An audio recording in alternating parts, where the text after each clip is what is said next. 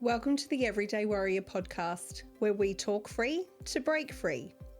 As someone who's been told they talk too much, can speak with a mouthful of marbles, and might just be able to sell ice to Eskimos, I have found the perfect space to speak my truth and dive into deep conversations. This podcast is about celebrating everyday warriors, the people who face life's challenges head on, breaking through obstacles to build resilience, strength, and courage. Join me, your host, Trudy Marie, as I sit down with inspiring individuals who have fought their own battles and emerged stronger, sharing raw, real, and authentic stories that make you laugh, cry, debate, wonder, intrigue, feel all the emotions, and get curious about life with. This is a safe space to explore, question, and find your own path to new possibilities. Let us all embrace the warrior within and realise that while no one is walking in your shoes, others are on the same path, journeying through life together. Please note that the following podcast may contain discussions or topics that could be triggering or distressing for some listeners. I aim to provide informative and supportive content, but understand that certain themes may evoke strong emotions or memories. If you find yourself feeling overwhelmed or in need of support while listening, I encourage you to pause the podcast and take a break. Remember that it is okay to prioritise your well-being and seek assistance from trained professionals. There is no shame in this. In fact, it is the first brave step to healing. If you require immediate support, please consider reaching out to Lifeline on 13 11 14 or a crisis intervention service in your area. Thank you for listening, and please take care of yourself as you engage with the content of this podcast. If you're looking for an inspiring story of resilience, healing, and rediscovering yourself, my book, Everyday Warrior, is for you. It's my memoir of hiking the 1,000-kilometre Bibbulmun Track, a journey that was as much about finding my way back to myself as it was about conquering the trail. Through the highs, lows, and everything in between, this book shares my raw and honest experience of overcoming trauma and embracing the strength within. Grab your copy now. Just head to the link in the show notes and let's take this journey together. Love the Everyday Warriors podcast? You can support the show for as little as $5 with a one-time donation or by becoming a monthly subscriber. Your contribution helps me continue bringing you inspiring stories of everyday warriors who overcome challenges to find strength, resilience, and new possibilities in life. Head to the link to buy me a coffee and fuel the next episode. Every bit counts. Hello and welcome to another solo episode of the Everyday Warriors podcast. And today I am continuing on with my series as I take you into part 4 of working with WA Police. And today I'm going to give you the story of my next location after being at Northwest Metro Response and my first role as a constable, not a probationer anymore. And I worked on a project, and it was very funny how this all came about. So I was one of those officers who always read the email broadcasts, always checked out the Gazette on a weekly basis, and also checked the job advertisements because I wanted to stay informed and I wanted to learn. And this was not taken too lightly from other officers, especially senior officers, because as a probie, I would know my stuff and I would often know things that they didn't know simply because they hadn't prioritised reading this information themselves. So I would say, actually, that's not right or that's changed. And they're like, and how would you know? Being the probationer. And I was like, because it was in a broadcast or it was in the Gazette. And yeah, so that caused a few dramas with a few officers. But it wasn't my fault that they didn't choose to stay informed. And with the job advertisements, I would read basically to see what movement was happening, how often different stations would come up, how long they would take to fill those positions, and just to kind of see what was out there. Like, I wanted to know how these things work. especially as I was going to become off probation and I wanted to see, how this whole job aspect works. Anyway, it was around January that I came across an ad for a project. And I was really curious about it because I was like, oh, this sounds interesting. This is right up my alley of my old life. And I was like, wow, how could I combining the best of both worlds? So I was called to reach out to the senior sergeant in charge and I sent him an email, not expecting to hear anything, but I was like, I'm curious. Anyway, he called me back and was firstly wanting to know why, as a probationer, I was interested in this position. And I said to him, look, I'm not your average 20-something-year-old probationer. I'm a mature age recruit. I have 20 plus years experience in various fields, including management, team leadership. And this project piqued my curiosity.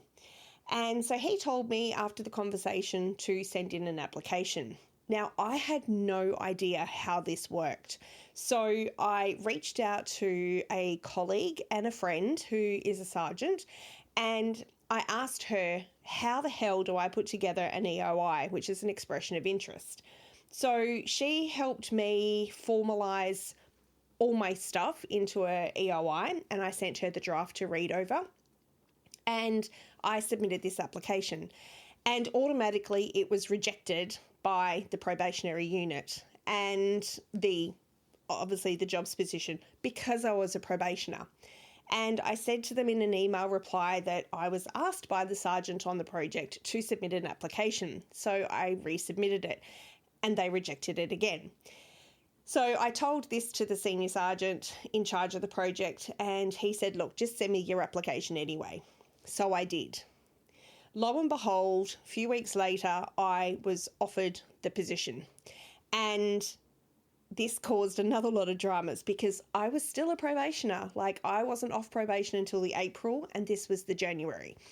So it took some toing and froing with some people in the higher ranks, and finally an email come through from an assistant commissioner saying you will transfer this probationary officer as soon as possible.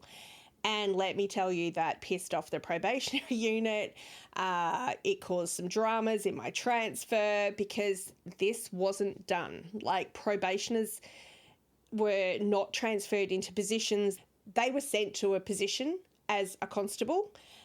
You didn't get to choose where you went at the end of that. And so here I was, stepping outside the rules and doing my own thing. And they were like, well, you're still not being paid as a constable. You're still a probationer until April. I'm like, I don't care about my pay. At the end of the day, it is what it is, but I'm going to this new position. So in the February, I started in that particular position. It was in head office in East Perth, and I was in an office with other colleagues. I think there were 4 uniformed officers and 4 civilian officers, but in a building where I was with a lot of senior officers, a lot of commissioned ranked officers, and a lot of civilians. It was in that position, or when I very first started, it was only a couple of days and I met the other person I would be working with. And one of the first things that was said to me was, oh, you're that officer that had an affair at the academy with an instructor. And I was like, what the fuck? I can't even come to a new position and already the rumour mill is surrounding me. And I'm like, yeah, think you've got the wrong person, because I was single and celibate for the whole time that I was at the academy. So definitely not me. And how about you find out your facts before you start spreading rumours, because it's just not called for. We're all adults in this day and age. What the hell? And it was really hard within that environment because I did have blank epaulets. I had no stripes. I had no seniority. And here I was in this position. So a lot of people found it really hard, how do they take me? How do they converse with me? Because I was just technically still a probie, but I was such a junior constable. And it was really at that time, the whole paramilitary style ranking system really came into play. As part of that project, we were looking at the standardisation of how we report crime, because there was a disparity between WA and its East Coast counterparts. So we were trying to work out what was wrong and where we could standardise it and create new regulations on how we did things. And the project had already been going a little bit before I started. I was coming in kind of at the tail end to start putting this information out to the rest of WA Police. And one of the reasons I was chosen, even though I was a probie, is because I'd come out of this background of management leadership training that a lot of other coppers probably wouldn't have been able to do per se, in the sense that they were great coppers, but the idea of going and training their counterparts was just like, yeah, nah, not for me. Whereas I was like, I really don't care. I can be a junior ranked officer, don't shoot the messenger, but I can stand up in front of a group of people and deliver a training program, not a problem. And that's the part that I really enjoyed about that. One of the things I had to do was dip sample investigation reports, which meant that we were given a list of all these random, investigation report numbers, and we would have to go in and read them to see what the discrepancies were, if there were any. And for most part, everybody was doing the right thing and recording the right way according to how they wanted it to be done. We just had to find out if there was a pattern or a way of doing things that was out of the norm. And let me tell you that as a brand new officer who had only literally done just over 12 months at Northwest Metro, I hadn't read a lot of IRs. And I was now being thrown into the deep end of having to read them from all over the state, not just the metropolitan area, and all different kinds of jobs. Some really basic ones through to some really intense, full-on, oh my God, this shit actually happens. And it was such an eye-opening experience for me, because I got exposure to the types of jobs, the types of suspects, victims, incredible amounts of stuff that you would take years to even be exposed to. And I was getting it in a really short space of time. Yes, I wasn't exposed to the actual job, but reading about it, my God, I was just like, I know nothing. This was such a learning, eye-opening experience for me. But I really got a lot out of it, not just from the job aspect and the incident, but how to record it effectively, what detail you needed to pay. I was making a shit ton of notes, because I was like, when I leave this project, I'm going to be the most informed IR recorder out there. That's one thing that I'm going to pride myself on, is the detail in my incident reports. And it served me well moving forward. The other thing we had to do as part of obviously starting to train all these officers is I was given the task of doing all the logistics. So I had to create a travel plan to do the various different districts around the state, and also the various districts within the Perth metropolitan area, and basically create a timetable and schedule of when we would be going to do the training. And we kind of all took turns in doing the travel, but I was really fortunate in that I got to do 4 of the districts around WA and part of another one. So I was able to travel to the Kimberley, the Wheat Belt, the Goldfields, the Great Southern, and part of the Southwest. I didn't get to do the Pilbara and Midwest Gascoyne, but what that entailed was making sure flights were booked, making sure there was a car at the other end. Sometimes we had to hire a car, sometimes a police car was available.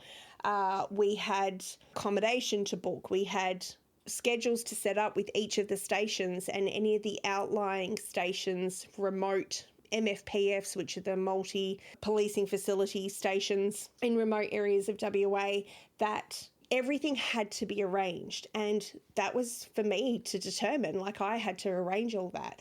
And again, that was me putting my experience from pre-policing into a policing environment. And I did it really easily because it was something I was used to, and probably why I was actually given the task. So I had an awesome time traveling around the state with either a sergeant or a civilian officer. And funnily enough, the civilian officer actually outranked me because of where they sat within the government hierarchy. So they were my senior officer, basically, even though they weren't in uniform. And we would travel around the state, going to all the different stations, training on what we were rolling out. And at various stages along those places, I was often asked, like, oh, you're a bit young for this, in the sense of my rank and my PD number. And I was like, yeah, I know, but I've been elected to do this role because of my training capability. And I was training to literally first class, senior constables, sergeants, senior sergeants, even inspectors, and rolling out this information. And I'm like, I'm here, don't shoot the messenger. Like, I'm just your trainer, and that's how you have to view me. So during that time, I had an absolute blast. Like, I got to see parts of the state that I had never been to before. I got to experience a number of different police stations and facilities that I would never have been exposed to. I mean, there are coppers who work in WA Police and have done for many years that wouldn't have been to the number of police stations I did in that short amount of time. And one of the things that I did do was start to kind of look at, okay, I could probably work in this community, or no, that's way too far, way too remote for me, or, that's a really cool station, I wouldn't mind working there. And so I got to start planning my own career path inside of doing this project. And the other funny thing that both the civilian worker and the sergeant that I worked with is, for anyone who knows me, knows I love a palmy and pint. And I made it my duty to travel around WA, checking out all the palmies and pints that were available during that trip.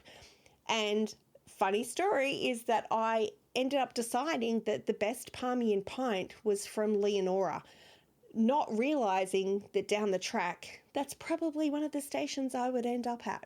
But that wasn't part of the choice of choosing that station. But I had a great time, like, meeting new people, learning about different communities and what went on in the different communities, seeing my home state and appreciating it for what it is. And for just coming across all these different officers, all these different ranks, all different years of experience, and just taking it all in. Like, it was such a massive learning experience for me, and I am forever grateful that senior sergeant took a risk with me coming out of probation early to actually go and experience that.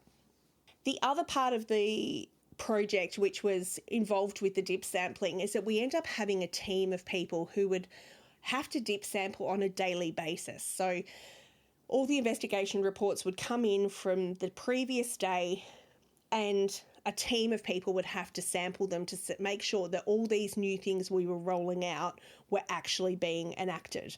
And so part of my history of working in HR and managing and leading people is that I was asked to set up this new team. I didn't get to choose the people because they were all brought in for various reasons, but I was asked to set up the desks and the training package and the induction package to lead them through, because they had nothing for this because it was a brand new project. So I was the one tasked to write all that out. So I wrote the induction package, I wrote the training package, I set all this up to have these officers come in, and then I actually run the training for it.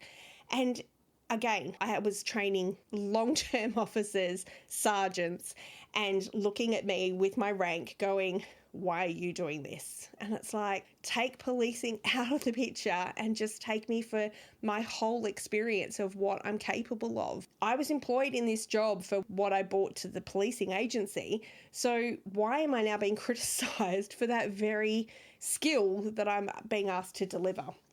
But that was a really beneficial look at, because I was helping dip sample as well, so still looking at those different ways of reporting and making sure that people do stuff, and also cementing for me the stuff we were rolling out. Like, I really gained an understanding of what and why, which benefited me down the track.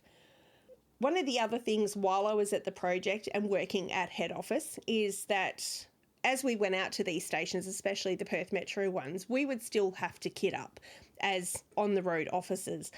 And the armoury wasn't on the floor we were in, so we would have to go up to another floor. And it was the same floor as the critical command unit, which is now moved. It's actually moved out to the old Mainlands Academy. But at the time, it was based on this particular floor. And one of the things that I remember is, apart from seeing all these senior commissioned officers and learning how that aspect works as well and how they would do their job, because they were quite understanding and welcoming, even to me, and I would ask questions and learn, and I think that they were happy to impart their knowledge onto me. But one part I will remember, and I don't think I'll ever forget this day, is the day we had to kit up, which was the day that the murders happened in Margaret River, and seeing that happen in real time and the reports coming in and all these officers having to act on it and giving information, and we were seeing the information like real time because we could hear it over the radio and stuff as we were, kitting up and stuff. And I was just like, what the hell? Like, this is massive. And unless you were at that job, you would never really get the exposure to kind of what was going on and understanding the real time. Like, you see stuff on movies and TV shows and how policing you think is going to be, but then when you see it actually happen in real time, it's like, wow, this is not a movie or a TV show. This is fucking happening in real time. Like, what the hell?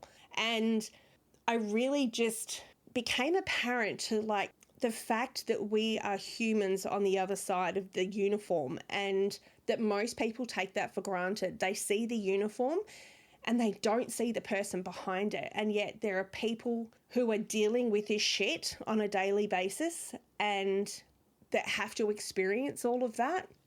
And I really got present to that in that moment, and I never took that for granted moving forward.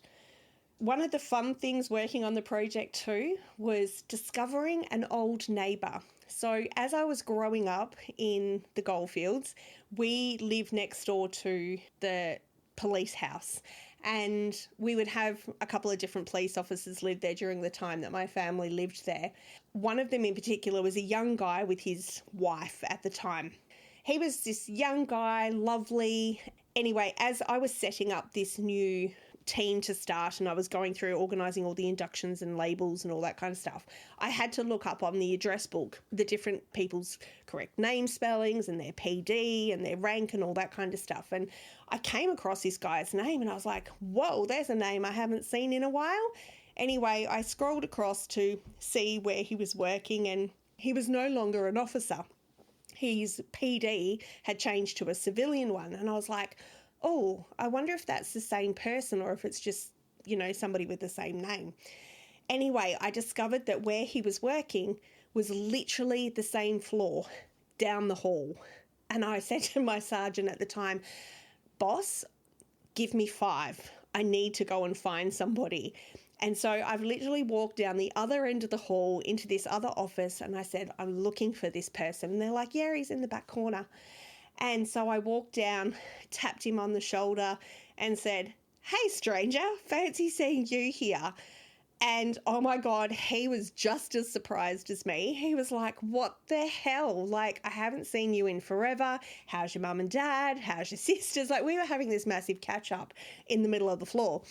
And we retained a relationship. He invited me to footy tipping competition, and we would, catch up for coffee every now and again. And it was just so nice to see a little piece of my past come back in a really nice way. It was great kind of having this, friendship with him. And then because I sort of became friends with him, I became acquaintances of other people in that office, and everyone was just really nice. If I ever needed anything, I would just have to ask. And another funny story is that there was an inspector in another division that I had to liaise with, and I was like, oh, there's a person I haven't spoken to in a while. And he was actually the ex-husband of a friend of mine.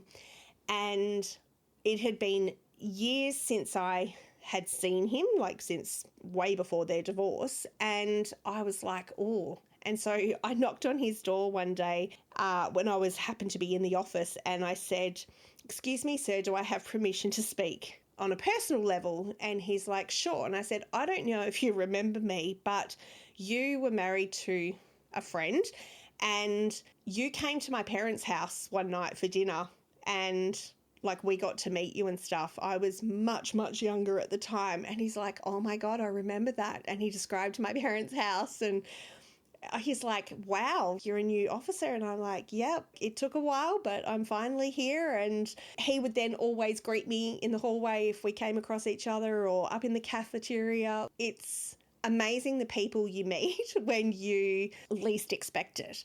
The other person that I came across, again, it was just headquarters was one of those places that you would come across people.